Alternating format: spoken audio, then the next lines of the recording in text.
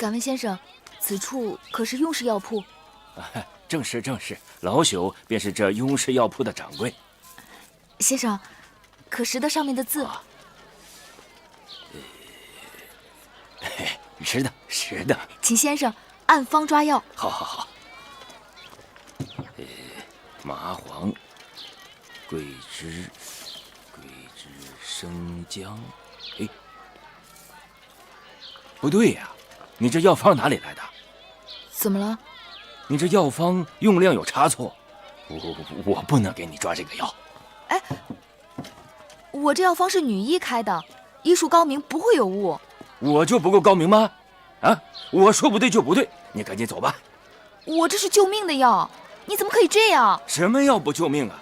你这药方用量有差错，你这是害人。你快走吧，找开方的人再问一问。啊，公子。在下雍瑞，雍氏药铺的主人，敢问何事惹得贵人烦恼？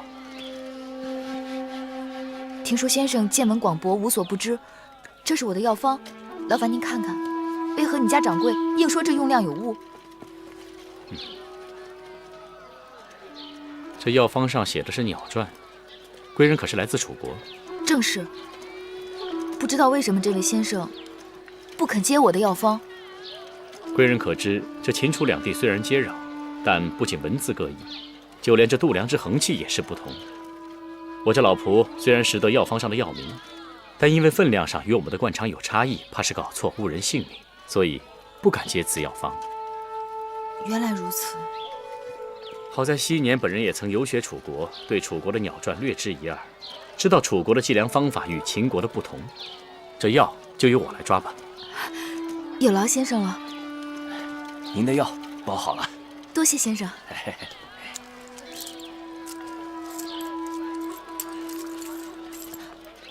那我这楚国的钱在秦国是不是也不能用啊？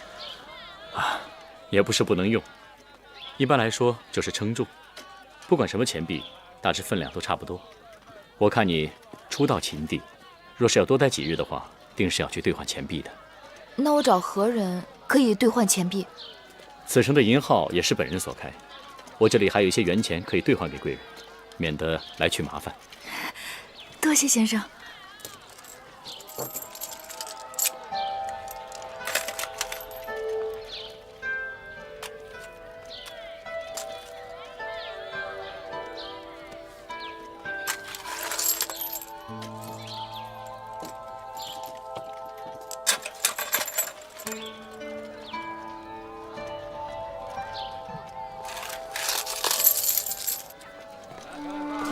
今日若非先生相助，这药就抓不成了。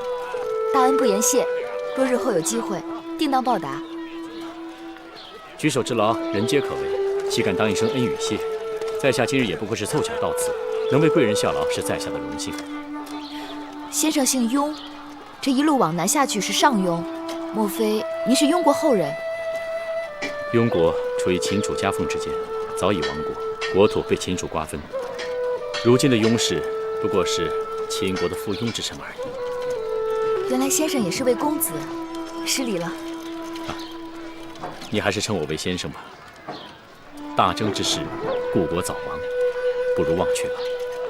贵人当知，如今的秦国信奉的是商君之法，周天子之旧俗，分封领主之权早已名存实亡。难得商君人亡政不息，秦人守法之严令人叹服。人心皆爱自由，谁愿意被拘束着？秦人守法，也不过是因为商君之法苛刻严酷，所以虽然商君身死，秦人仍感觉压抑，致使不安分者、从军者甚多。这是为何？当军士，军令之下，比勇气，比胆量，比杀人。秦人军功之上高于列国数倍，所以秦人与列国征战，排除将帅的能力之外，秦人往往可以战胜数倍于己的他国军队。秦人可畏啊！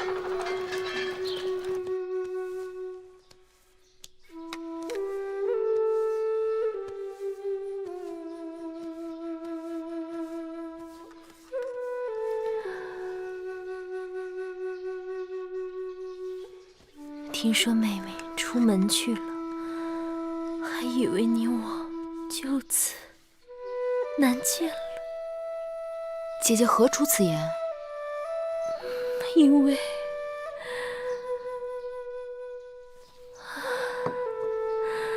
为你我身在他乡，人生地不熟的，若是走丢了，该如何是好？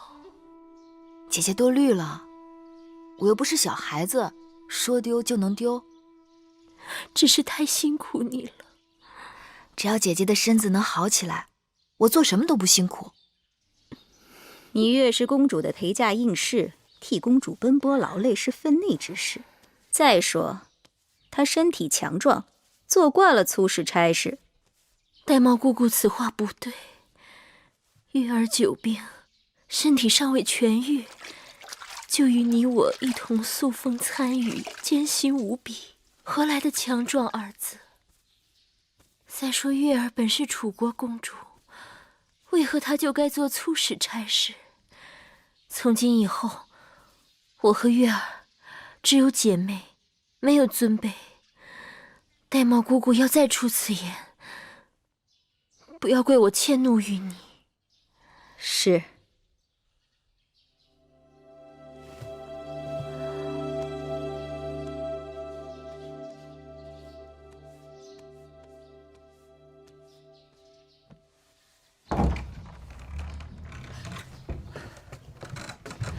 你总算回来了。刚才来了一个总角小儿，拿了竹简给你，要你仔细看了。近日有时3刻去见他。见谁？他说你该知道的。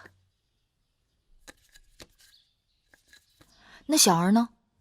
传完了话就走了。我追着问他到哪儿见，他一边跑又一边摇头的。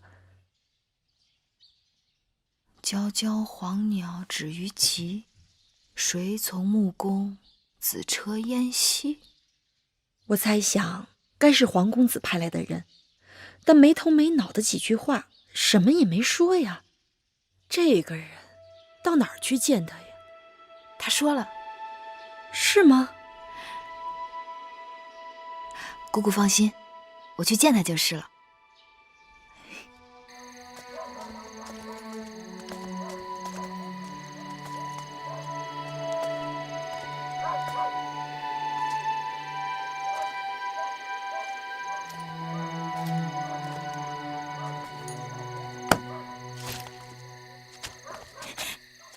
月儿，刚才我还在担心，我怕我让别人传话说的含糊，万一你要是没听懂，可麻烦了。哪里含糊了？你明明交代的清清楚楚。皎皎黄鸟止于极，极枣树，有时3刻，在大枣树下见。可是你怎么知道就是这棵枣树呢？你既然约在傍晚时分，定不会让我孤身往远处去。我向驿馆的杂役打听了这附近最大的枣树，自然就找到这儿了。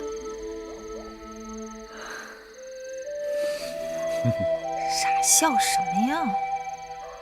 天结地灵，我黄仙能遇到如此聪慧的女子，是几世修来的福分。你死里逃生，还这般有嘴。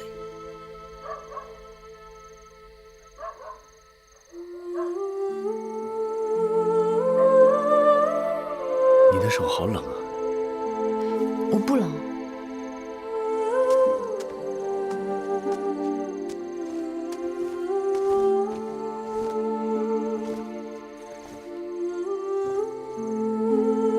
不冷也披上。迎亲的人马刚刚到武关，他们定要休整几日。既然魁姑和小冉也出来了，正好咱们一起走。我住的客栈就在那条街，我已经和客栈老板订好了马车。3日后同一时间，我在我住的客栈等你们。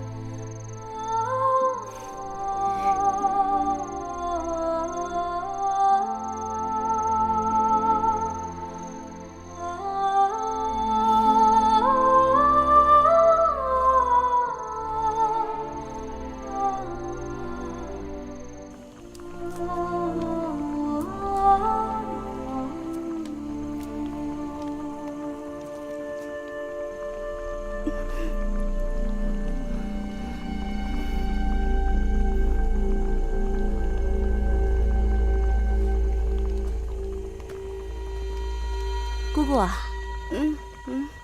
姑姑这几日辛苦了，你回去歇一会儿。锅里的东西我替你看着。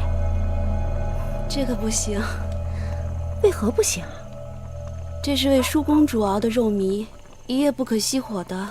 我心里有数，我在这值夜盯着柴火，你呢，回去睡2、3个时辰再过来，绝不会误事。这，你只管放心吧，我会仔细看着。那就拜托你了。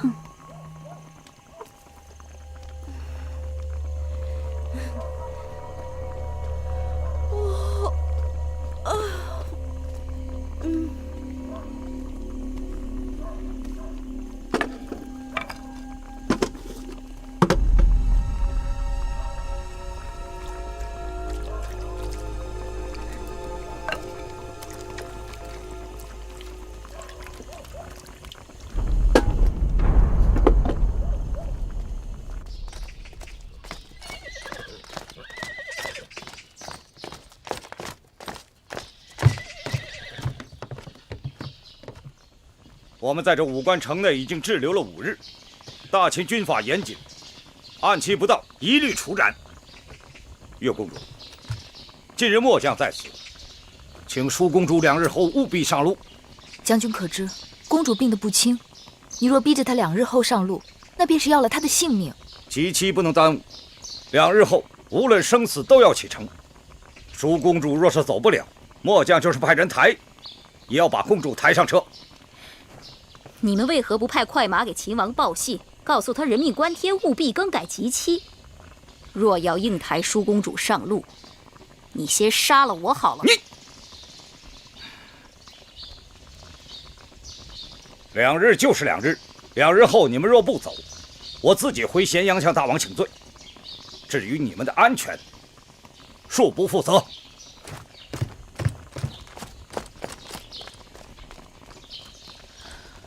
一入秦国，处处凶险。舒姐姐疲惫辛劳，病倒是意料之中，可病成如此模样，是不是有些古怪？其实，我也一直嘀咕。虽说舒公主身子娇贵，水土不服，但大家同样疲惫。到了驿馆歇息了几日，人人见好，只有公主的身子，让女医治调理后日日见坏。方子是女医治开的，药是岳公主抓的。我不知道这里边有没有什么文章。请岳公主明察。舒公主的脉象起伏不定，的确诡异。可这2日，公主病势转沉后，她入口的每道菜、每口汤都由专人看守着，应该不会有什么差错呀。此刻还不是乱疑心人的时候。既然姐姐所有的饮食汤药都由自己人从头到尾料理，那再想一想，还有没有什么机会可能会让人做了手脚？除了头2日外，之后的这3天，我们都是自己打水，自己买菜，自己烧火，应该不会有什么问题。每副汤药熬好后，我也对药渣都查看过。那不该再有什么差池了。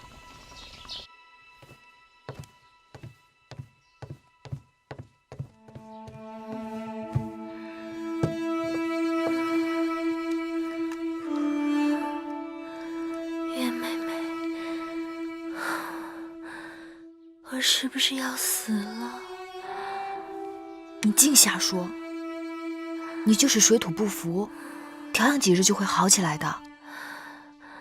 我自己的身子，我心里清楚，我从没有这么难受过。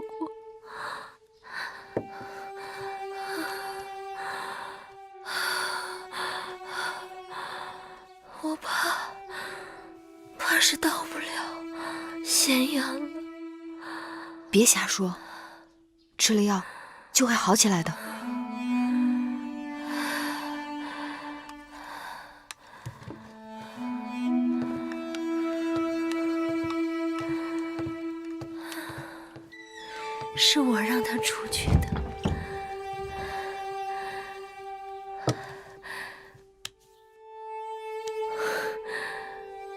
有话跟你说。妹妹这一路跟着我，吃了好多苦，眼下已经到了5关了。你快走吧，不要再管我了。姐姐，你这话是从何说起啊？不用瞒我，其实那日听说公子谢逃婚，我看你笃定有数的样子，我心里隐隐约约就猜到了。起先你不愿意与我一同出家，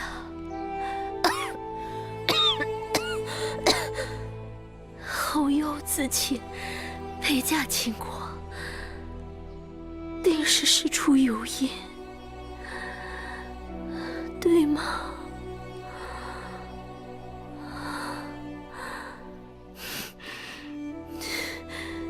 你不用说是，或是不是。那日你出去给我买药，我心里就暗暗盼着你别回来了。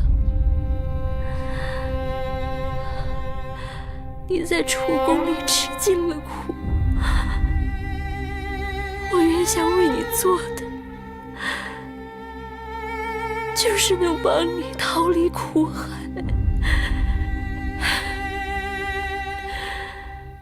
如若妹妹真的有个好去处，姐姐也替你高兴。姐姐别说了，你都病成这样了，还在为我操心，这是何苦？你好好喝下药，身子自然会好起来的。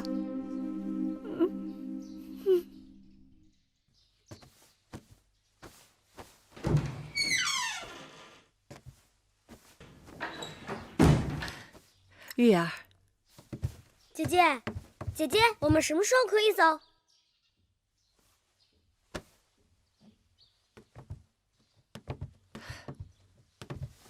东西我都收拾好了，就这2个包袱。有时正是一管用膳的时候，四处乱糟糟的，我们分头出去，应该不会有人注目。姑姑，我有话要同你们商量。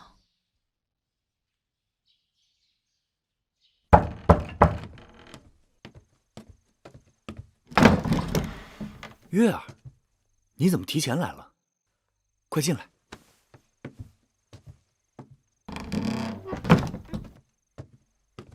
月儿，坐。子歇，我恐怕不能马上与你走了。出什么事儿了？舒姐姐病情凶险，我若甩手走了，她定是凶多吉少。姐姐眼下身边最需要亲人照顾，我想，我应当守在她身边，把她送到咸阳。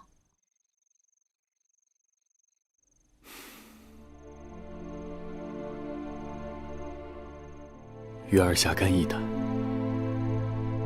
你的心思子歇明了，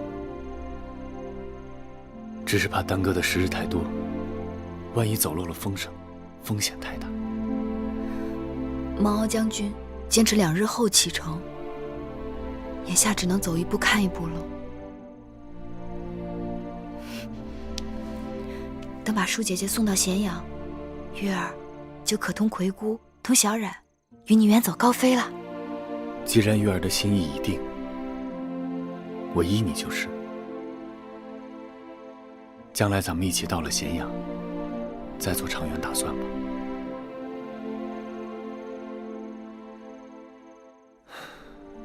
天色已晚，我送你回去吧。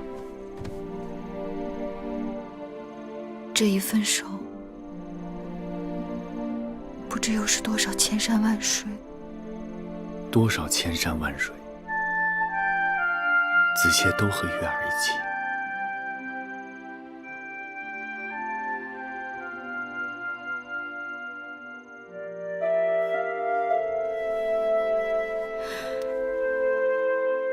月儿愿意做子歇的妻子。子歇知道，月儿愿意这一刻就做子歇的妻子。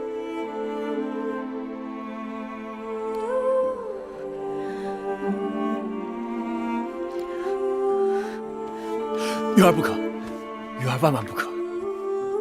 子歇视月儿为珍宝，你我只有行过6礼，明媒正娶后，才可结为夫妻。子歇愿意等到迎你入洞房的那一天，那一刻。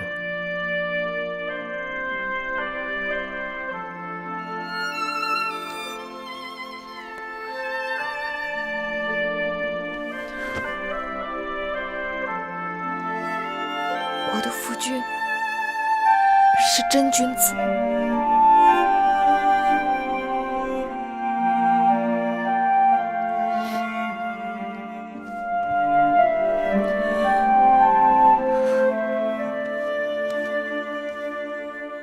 这香囊本来就是为你做的，一直不得功夫给你，望你带在身边，看到它就像看到月儿似的。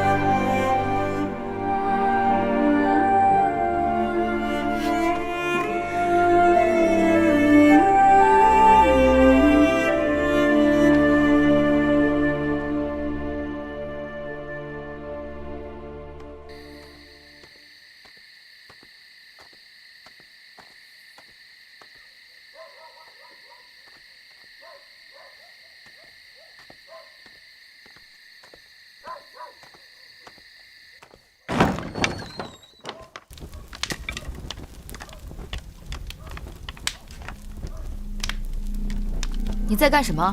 没干什么。你在烧什么？来人，抓住他！抓住他！别跑！站住！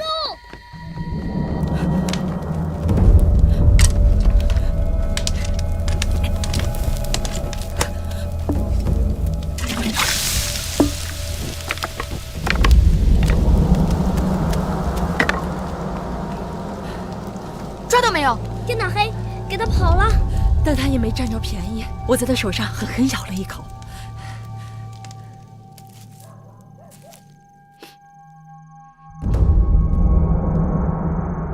女医治，这是什么草药？麻黄。我给舒公主开的方子里就有这麻黄。麻黄虽能解除舒公主的寒症，可若过量，必会引起失眠、头疼、心悸。公主现在就有这些症状。该死！我每日检查药渣，只是留意会不会有人放入其他的药物，却没有发现用量变了。若将这草药成倍地加入汤药和粥食里，必然会积水成渊。舒公主身体本来就虚弱，这麻黄让她昼夜不能安睡，不思饮食。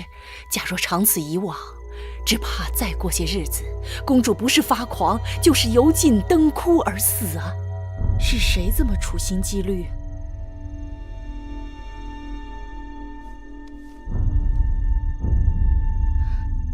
这方巾不像是寻常人家用的东西，倒像是宫里头的。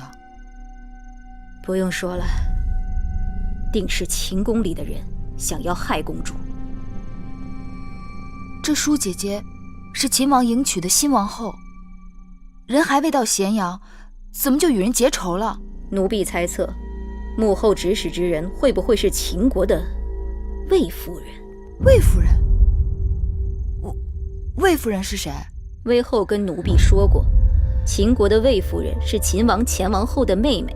这些年来，宫中事务由她执掌，她的独子公子华，也是众人眼中未来的太子。秦王迎娶姐姐，难道碍了魏夫人什么事？若真是那魏夫人，她可太狠毒了。姐姐，快躺下，躺下。她从未见过我的面，却想要了我的命。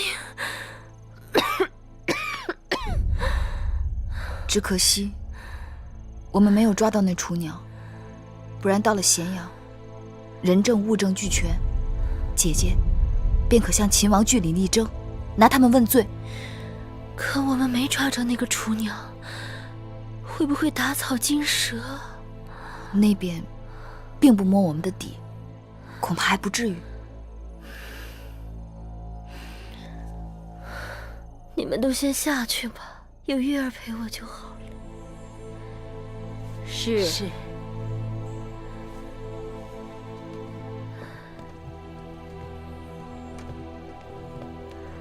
妹妹，我此时此刻才知道，出嫁为人妇，进入秦宫，竟是刀山火海。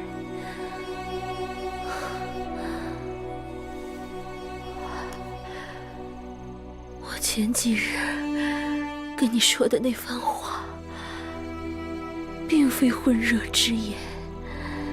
一来，我是知道自己时日不多，身边就只有你是我的亲人；二来，我也知道妹妹的难处，你我姐妹一场，说不定到最后连个辞别的机会都没有。更何况今日之事，更是让我心灰意冷。我连自己的性命都保不住，你跟着我，只会继续吃苦。姐姐莫把前程看得太淡了。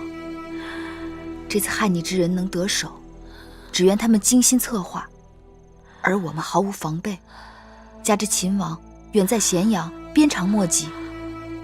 等姐姐安全进了秦宫，有秦王的庇护，一切就都会不一样了。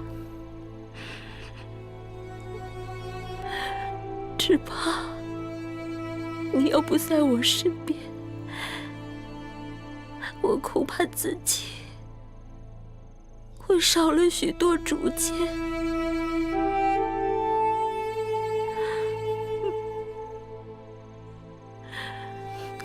姐姐吉人天相，妹妹若不能日日守在姐姐的身旁，也会时时都为姐姐祈福的。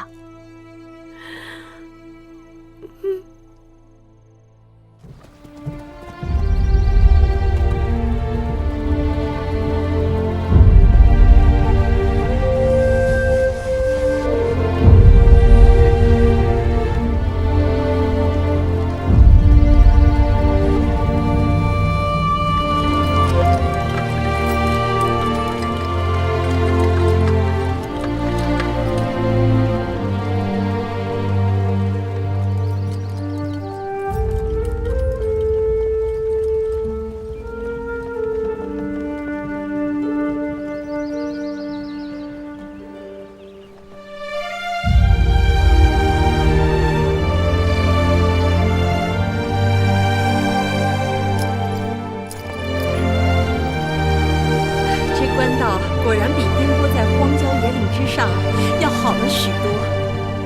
这条官道叫武官道，一路经商县、蓝田，直到咸阳，大小城池都很繁华。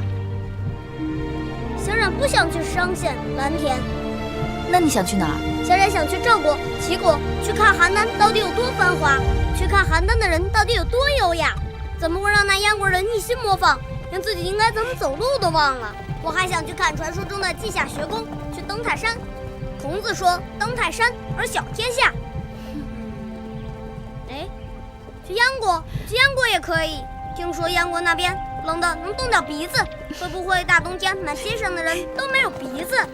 好，葵姑跟你一块儿去，咱们去邯郸看美服，去临淄尝美食，再去燕国看那些没有鼻子的人。好。我今日觉得好多了，就是身子还有些酸痛。我看公主的气色虽然不比在咱们楚宫的时候，但比刚入秦时真是一个天上一个地下。俗话说，病来如山倒，病去如抽丝，还得好好养一阵子才能真好。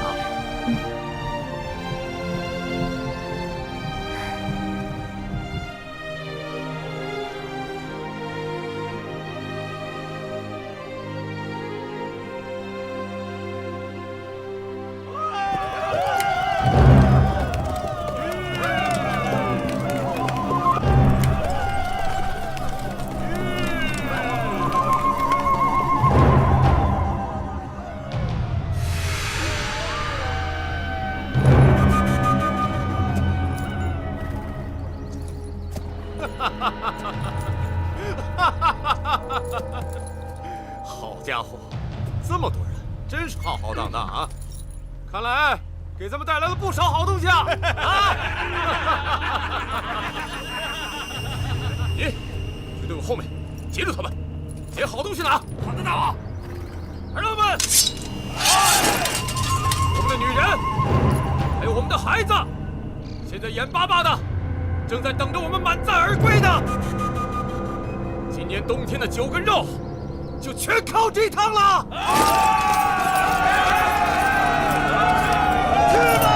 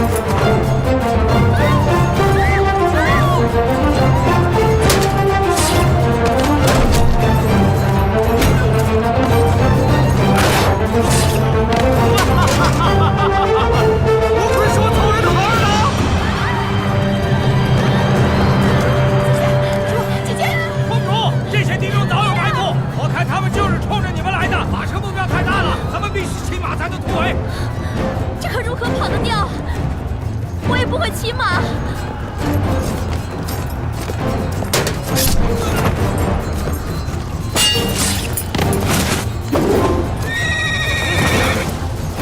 我在前面打头阵，你们在后面跟着我。不行，公主前进之躯，万一有个闪失。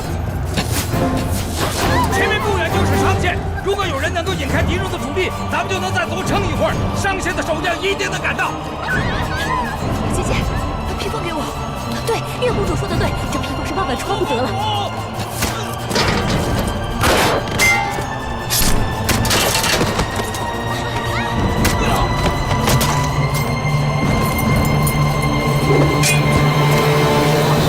给我，我圣月儿，那样太危险了。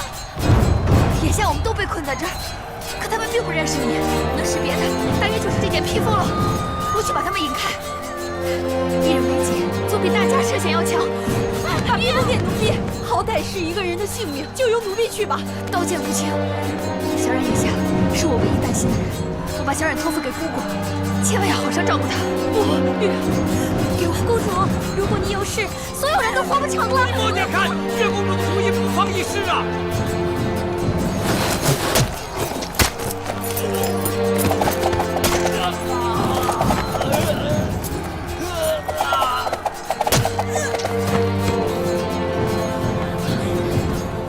你救了大家的命，请受奴婢一拜。月公主舍生取义，救他人于水火，蒙袄汗颜。将军不必多言，姐姐珍重，你自己小心。姐姐，姐姐，月儿，走。你们保护月公主不为。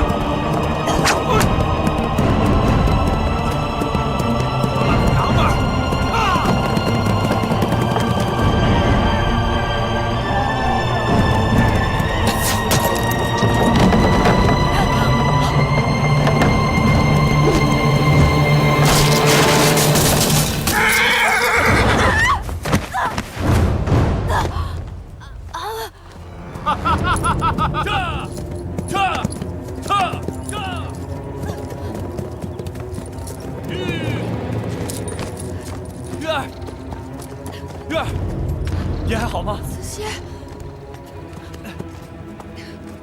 月儿，你快走，这里有我挡着。不，子歇，子歇死，不能让月儿死。你快走。不，要死，月儿和子歇一起死。我说你们两个有完没完啊？喂，你去逗逗这个长得跟娘们似的男人，我来对付这个泼辣的蜀国公主。子期，我来。我来。你是何人呢？在下楚人黄歇。阁下是谁？你管我是谁？子期小心！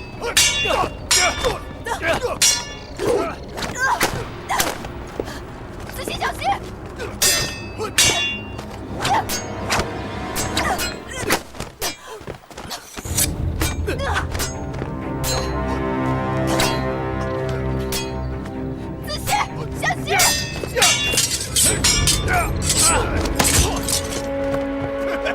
见得大不稳还敢跟老子交手呢？去见！你那个男人是不中用的东西，不如跟随本王吧。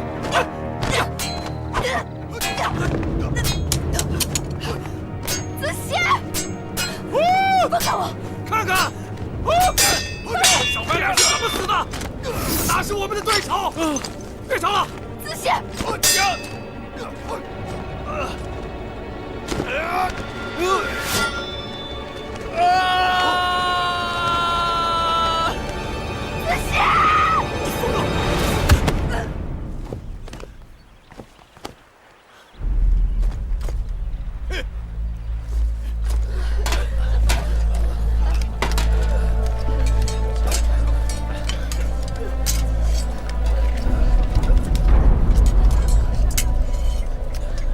没事吧？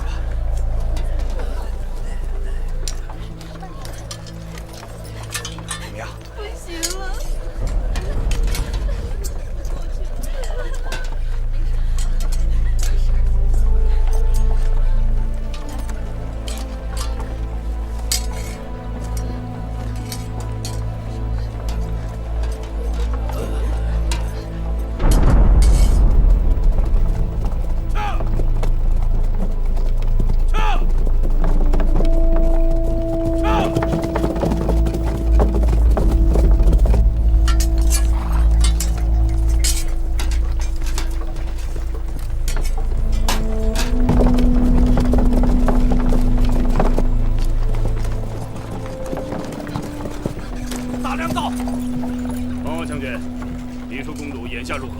安然无恙。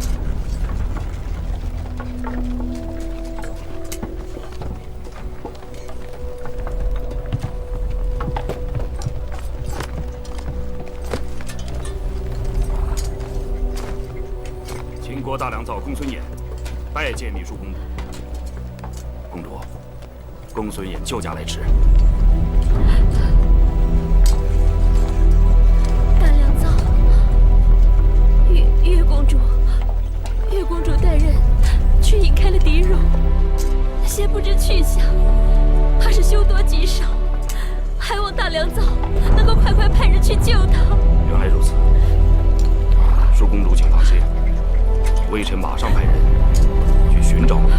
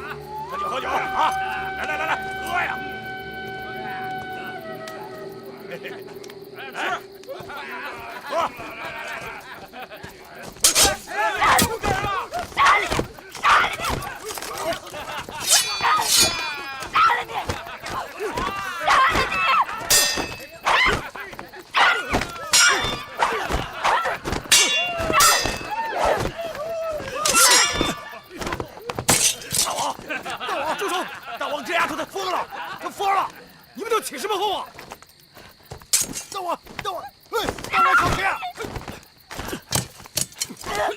疯丫头！放心，有我在，定不会让他伤了你。不过你记住，我不在，你也不许伤他一根毫毛。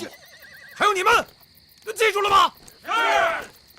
不让我杀他，你杀了我吧！杀了你？哼！那我们这一趟岂不是白跑了？你们杀了我的子熙，既然我杀不了你们，那我就死给你们看！把他手绑上！为什么？为什么你们不死又不让我死？哎，吵什么吵啊！为一个弱不禁风的小男人，我们这好男人多的是啊！你屁话！他是世界上最好的男人，他是我的命！你害死了他，我杀了你！谁看见你的男人死了啊？我亲眼看到的，你把他打到悬崖底下了。那悬崖底下是湖泊，死得了死不了还不一定呢。你说什么？你说子熙也许还没死。说不好，那可没准。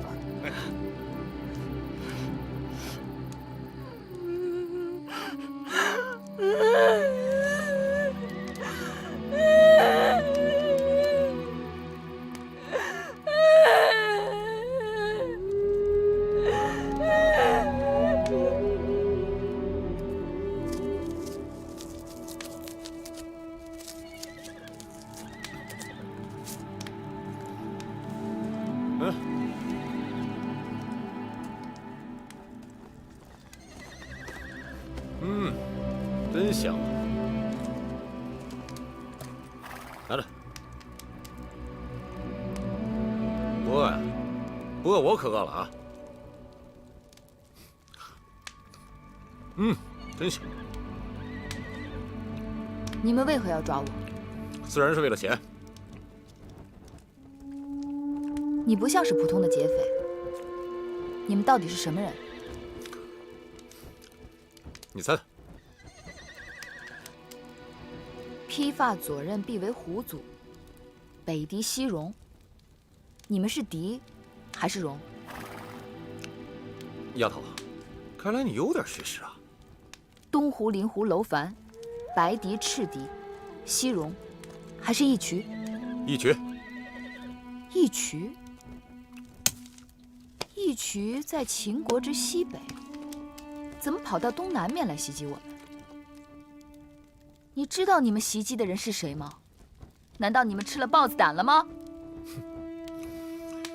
这买卖做得值啊！为了你大秦王后。哼，那你就大错特错了。什么意思啊？在你眼前的，不是什么大秦王后，我只是个陪嫁的应女，不值钱。你骗谁呢？啊，性子如此强悍，见识如此不凡，若非楚国公主，哪来的如此心性和教养？哼，你若不是王后，那这天底下就没有女人敢居于你之上了。哼，若是王后，身边怎么可能只带这么少的护卫？如此轻易落入你们的手中。不错，我的确是楚国公主，不过我是庶出为应。王后是我的姐姐，在被你们袭击的时候，我换了她的披风，为了引开你们。她此刻应该已经到商县了吧？哼！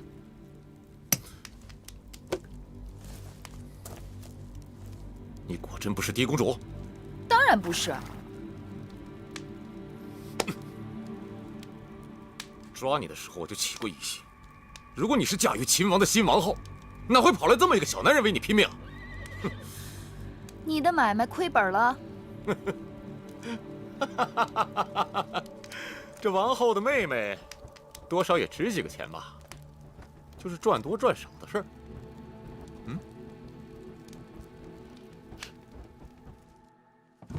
来，搬上车！哎，好，这箱子好沉呐！时间啊！快，来这边。这下好了啊！回去咱们大王赏赐吧！啊，哎，可不少啊！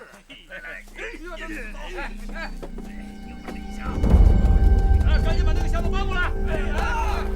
这里还有，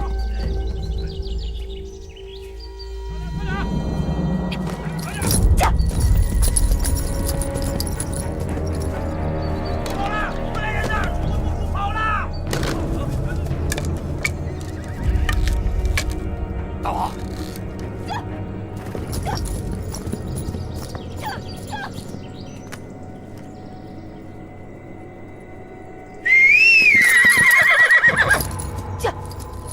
走啊！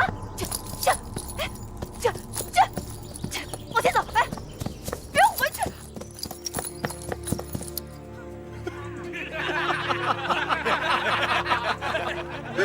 可是主人呐！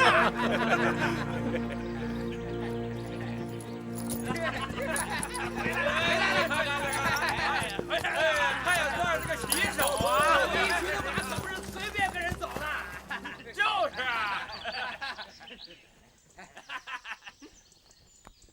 都算了吧。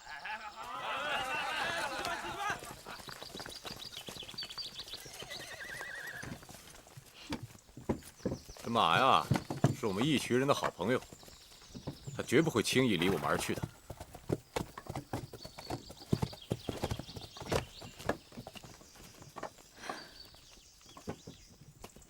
既然你这么喜欢黑子，那我就把它给你骑吧。但是记住啊，你不能用鞭子抽它，更不能猛勒缰绳。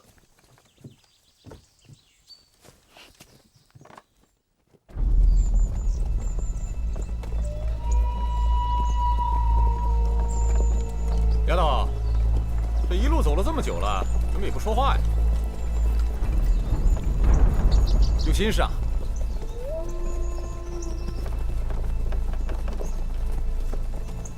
哦，我知道了，害怕了，不敢说话了。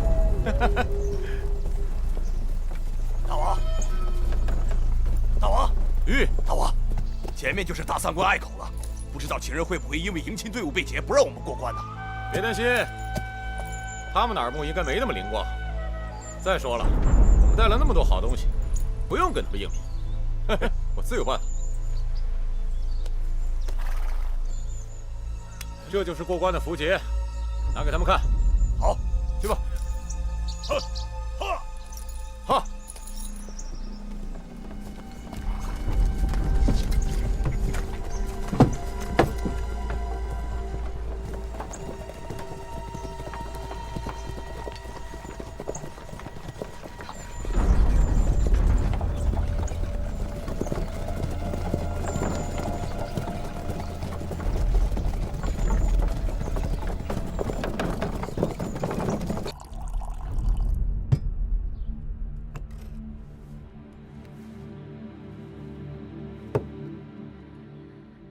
大王到！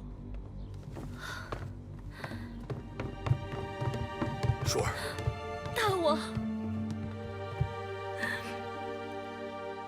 我以为我再也见不到您了。经过我都知道了，你平安就好。求大王救救月儿！月儿，大王，月儿就是那个会使软鞭的小丫头。听说这次全靠她穿着舒公主的披风引开了一群人，才保住了公主的周全。寡人记得她。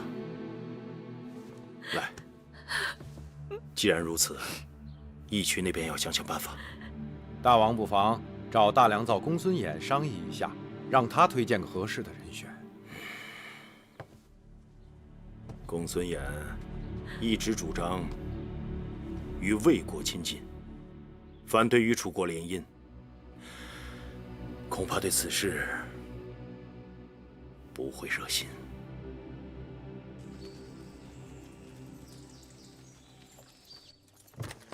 大王，这就是我的义渠王宫，怎么样？还合你的意吧？哎，丫头，既然你不是王后，那不如留在我们义渠，嫁给我们大王。大王可是义渠之王啊，对呀，不比那大秦之王强啊，是吧？是。这丫头的脾气像我们义渠的女人。你们听好了，我是楚国公主，是秦王后的亲妹妹。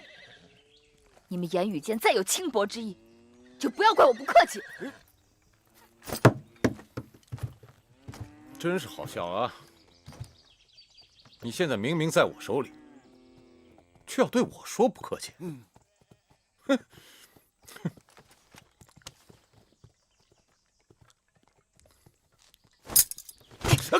大王，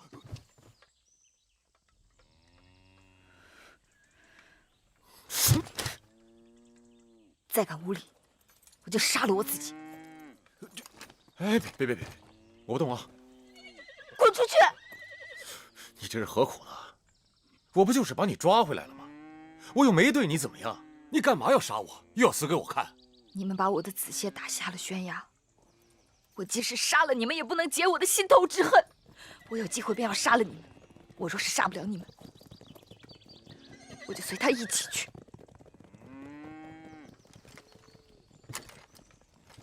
你以为本王缺女人，非你不可呀？本王让你看看。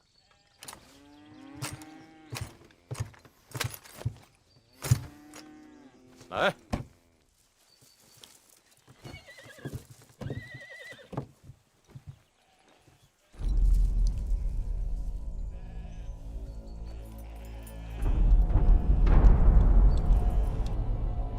去年义渠王翟离的叔父曾到咸阳，请求我大秦助他一臂之力，夺取王位。大王没有允诺。照理说，那义渠王是得了大王偌大的好处的，理应知恩图报，怎会突然起意劫持新王后的迎亲队伍？此事的确有些蹊跷。父王，那些狄戎之辈如此蛮横无理，儿臣愿带兵前往征剿。眼下不是和义渠交战的时候，义渠人草原游牧，大军围剿不易，而且他们刚刚伏击了寡人的迎亲队伍，必定十分警醒。大王说的是，此事不宜动兵，该派个妥当之人前去义渠赎回月公主。大秦颇费周折，才与楚国联姻，迎来了新王后，而那义渠王劫去的女子，不过是一个陪嫁的应妾而已。我以为不必如此小题大做。义渠人一向胆大妄为，若不派人前去交涉，恐怕义渠人会以为我们大秦好欺。客卿张仪一向寡人自荐，愿赴义渠赎回月公主。那个张仪却也能言善辩，寡人应该再给他一次机会。就由张仪带人前往义渠，如何？只是张仪初来乍到，人地两生，若是……那就加个熟悉当地情形的人跟他去吧。据寡人所知，雍瑞曾经见过那义渠人，就派他去，再合适不过了。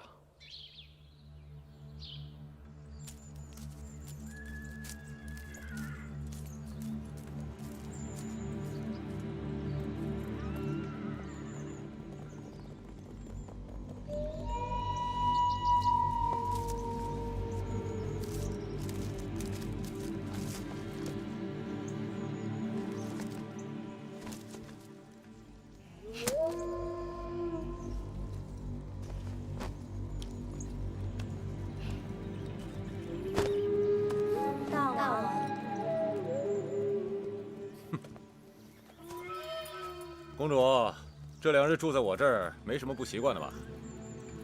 把鸟关在笼子里，还需要跟他商量笼子大小吗？谁说要关你了？哎，你们听好了啊！公主若是待烦了，就陪她出去走走。是，我不过是你的囚徒，在这里走和在外面走有何区别？这……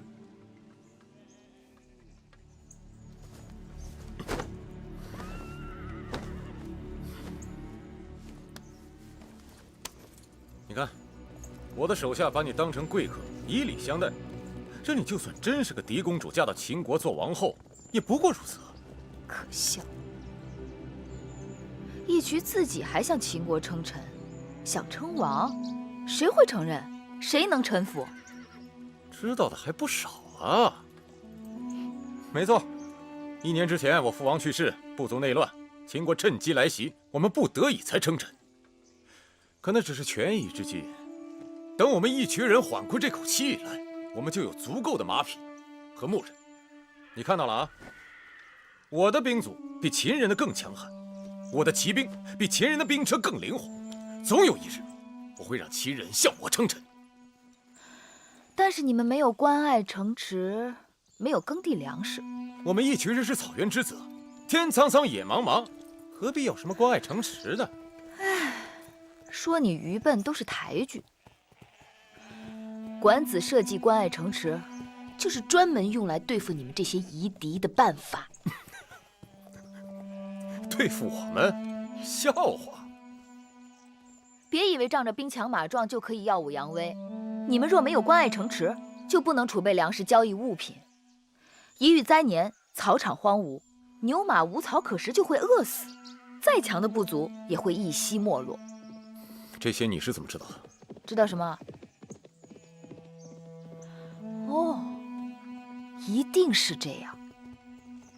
因为你们的草场受灾，所以尽管你们已经对秦投降称臣，却还是要不顾风险来劫持王后车队，以此来要挟秦国，来换取你们部族活命的粮食。没错，我们一群人本来是草原之王，潇洒放纵于天地之间，无奈天灾，不得已受人之托，拿一些回报。但是我们只听我们自己的，谁都做不了一群人的主。哼！哼！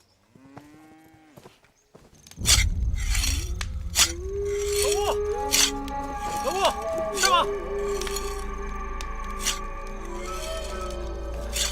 老吴，你知道管子是谁吧？哎，今天啊，这世上还有你老吴不知道的事儿啊。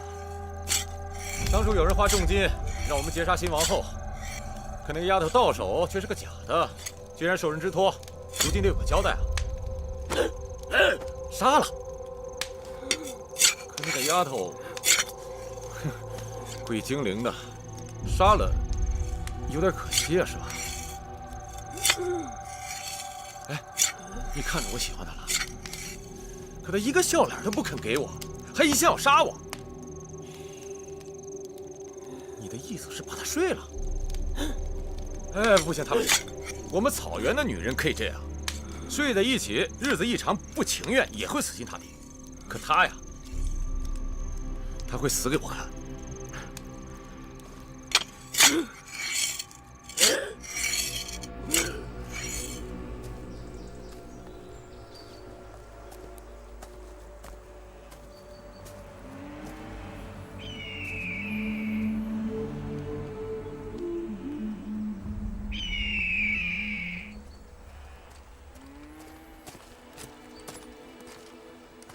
大王，秦王派来使者来跟我们谈赎人的事儿。秦王真的派人来赎他？正是。走，去看看。是。秦国使者张仪、雍瑞、嬴华见过义渠王。雍公子见过，算是朋友。公子华也是如雷贯耳。你是谁啊？这位是我们大王新请的客卿张仪。没听说过。哈，义渠人热情好客，可义渠王让我们站在这里，这不是待客之道吧？好，坐，都坐吧。上奶茶。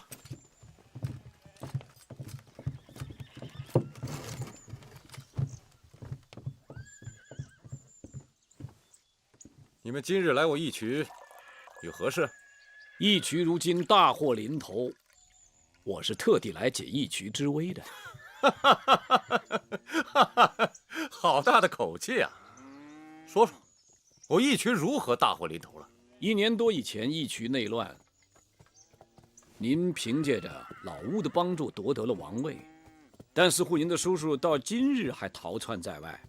去年夏天，他带着财物去咸阳求见秦王，让秦王助他夺回王位，可惜秦王没答应。那又怎样？据说去冬今春草原大旱，牛羊饿死了不少啊。恐怕接下来，义渠部族的百姓都得遭罪啊。眼下离盛夏还有些时日，这义渠王打算如何渡过难关呢？这是我们义渠人自己的事，与你们无关。不过按理讲，义渠也算是我大秦之臣。若真有求助于大秦，我大秦绝不会置义渠于不顾。哈哈哈，可惜呀，义渠王为了蝇头小利，竟然攻击大秦王后的车驾，实在是令秦王大为震怒。设想，倘若此时外有秦军讨伐，内有百姓灾荒，岂不是您的王叔重夺王位的最佳时机？再说，义渠王您毕竟年轻，在义渠部族里，您叔叔的威望似乎更为显赫些啊！照你这么说，你们秦人是要助我王叔与我为敌了？也无不可，反正义渠谁当大王与我秦国无关。好，那我就让你们看看，谁才是义渠真正的王！哼，谁是王，还是我们大秦说了算。有我在，看谁敢跟大王作对！你们劫持新王后车马，犯上作乱，没即刻兵戎相见，也是你们大幸。好啊，吃奶的小娃子，来讨伐也是又如何？哎，公子稍安勿躁，虎卫将军火气也太大了点。来，喝杯奶茶。义渠人的东西口味太重，我喝不过。你放肆！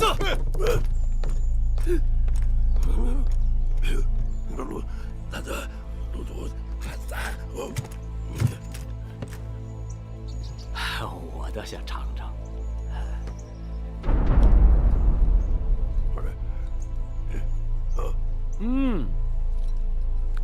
秦国眼下与赵国、魏国、韩国都不和睦，哪有心思来管我义渠啊？哼！如若不然，今日来的就不是你们几个人了，而是前来讨伐的大军了。说得好。是他告诉您的。老吴精明啊，难怪来之前就听说义渠实际上是老吴做主。张仪失礼了，哎呀，失礼了，老吴，失礼了。老吴视我如子，我视老吴如父，你这种挑拨没用。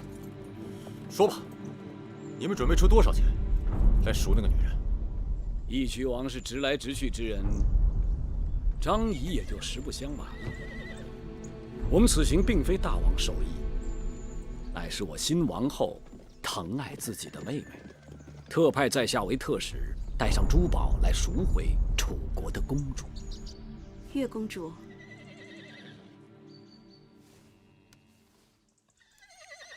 打死你个偷羊小贼！打死你！让你再来偷羊，看我怎么收拾你！什么声音？听说是抓住偷羊的小贼了。那个小贼可狡猾了，我们以前这边常丢羊，还以为是被狼叼走了呢，没想到却是个小贼偷的，还是个被狼养大的小贼，带着狼群一块儿来偷的。带我去看看。